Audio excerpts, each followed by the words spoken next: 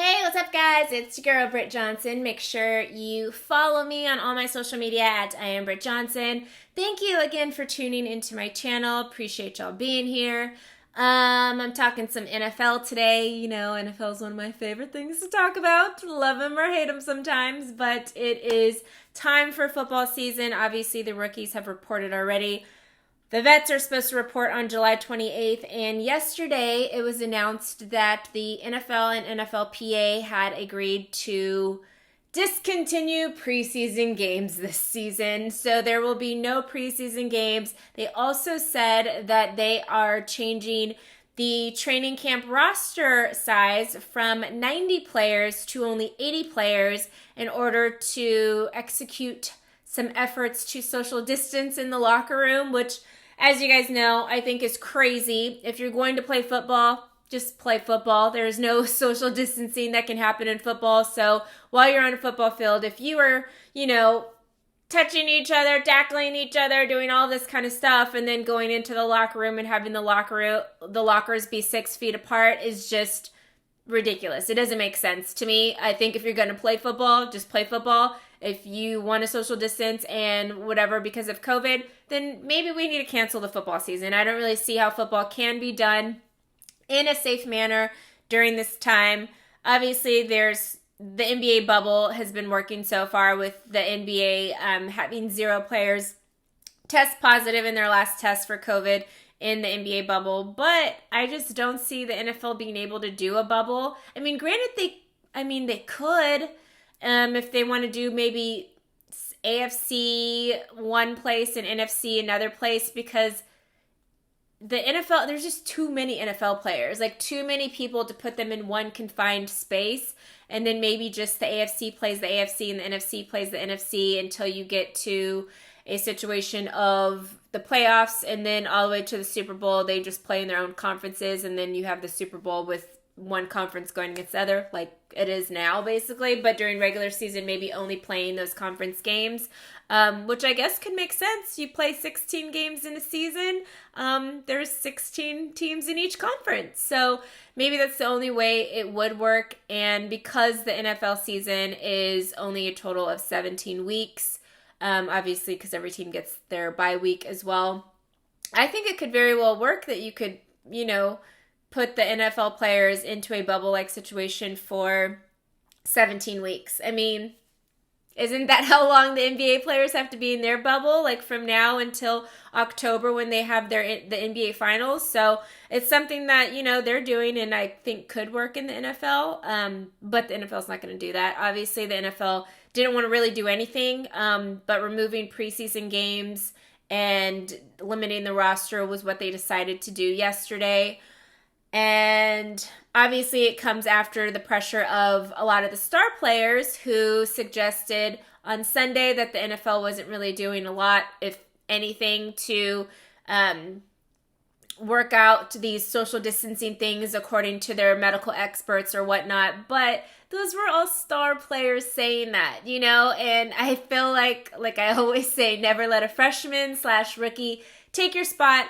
And that's what the NFL vets are living by here. That's the motto for them for 2020, is making sure that these younger guys don't come in and take their spot. And they just won that battle because now teams are having to remove 10 of their training camp players in order to conduct their training camp. So a lot of these undrafted guys, I know teams get like 8 to 12 guys off of undrafted players to bring in for training camp in order to see if they can make a roster spot. Some of our league's most well-known players ever, Tony Romo was undrafted, Kurt Warner was undrafted, Antonio Gates was undrafted. I mean, even guys like Tom Brady were drafted in the 6th round, my quarterback Dak Prescott was drafted in the 4th round. So where you're having situations where obviously the top rookies, aren't going to have to deal with possibly being cut before even getting a chance to showcase what they have on the field.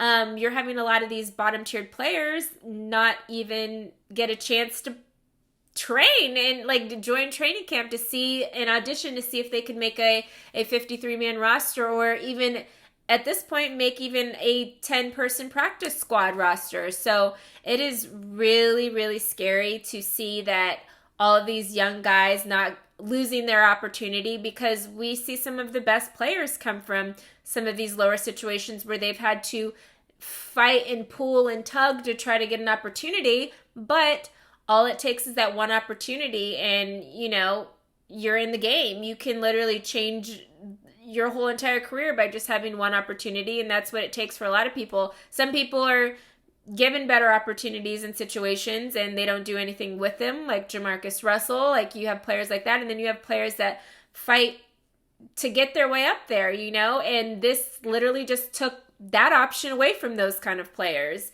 And I don't know how I feel about it. I do know how I feel about it. I think it's horrible. I think the vets were not thinking of, okay, if we're limiting training camps and we're doing this, that, and the third to social distance, we're giving all these players no chance of ever making it into the league, And I mean, rightfully so. I guess you don't want a guy like that to come in and take your spot on your roster, because again, at the end of the day, there's only 53 men on the roster. And if a younger player shows up and shows out, some of these vet guys could lose their position.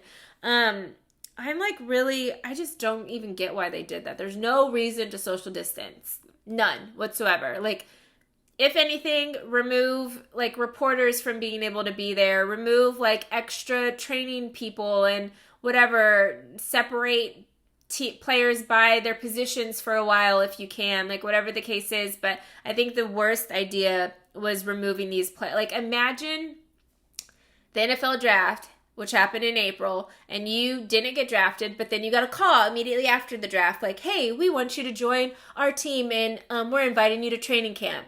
Rookies reported on Tuesday, so they go, some guys are already on planes, some guys are ready to walk through the door, and they're getting a phone call saying, hey, just kidding, we don't want you to actually come anymore because we have to cut 10 guys from training camp, and you're going to be one of them.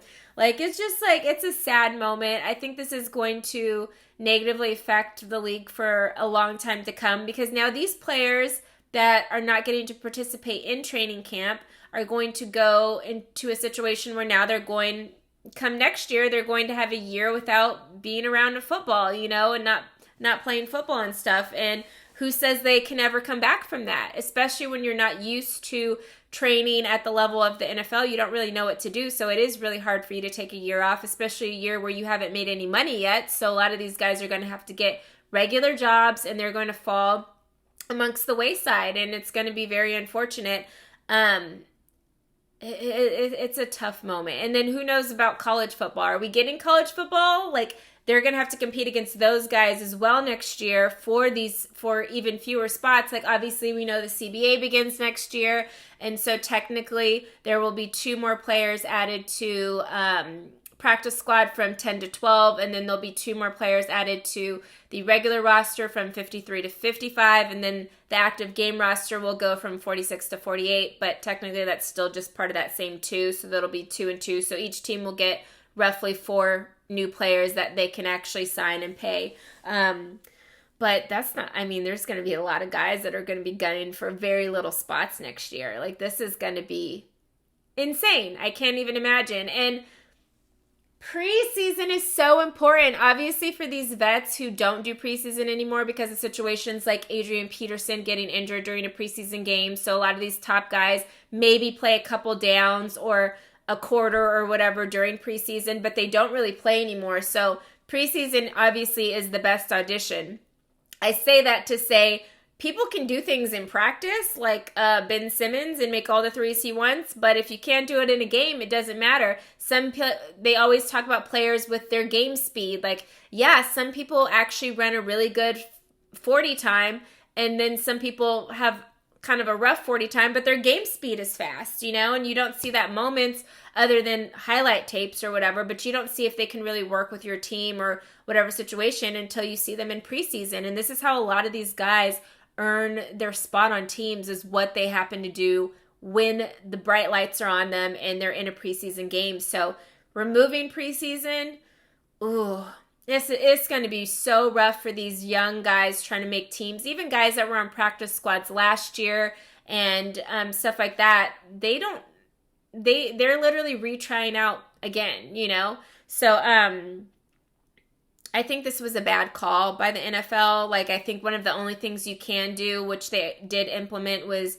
doing the everyday testing of COVID. But other than that, the social distancing and limiting roster size and all of that kind of stuff right now just to social distance is ridiculous. Because when it comes down to football, there's no such thing as social distancing. So I actually want to know what you guys think about this. I could literally sit here. I've already been talking for like 10 minutes. I could sit here and talk about this forever because I think this was such a crucial moment that happened in this NFL season. And obviously season hasn't even begun yet. Obviously we know we'll see a sloppier game one. I think most of the vets will actually, because they're used to not playing in preseason anyway, they'll pick that up in game two and we'll kind of see season as normal. But for these young guys, it's going to be rough. It's going to be rough for guys even like Tom Brady or Cam Newton who are going into new situations. AJ Green, who has a new quarterback he needs to learn how to gel with. There are so many different moments that happen because of this agreement with the NFL and the NFLPA. So, and I'm not for it. Personally, I don't know if you didn't get that throughout what I said this whole time, but I don't agree with this decision. I want to know what you guys think, though. Let me know in the comments below. Don't forget to like my video, subscribe to my channel, share it with your friends, and I'll see you guys soon. Goodbye.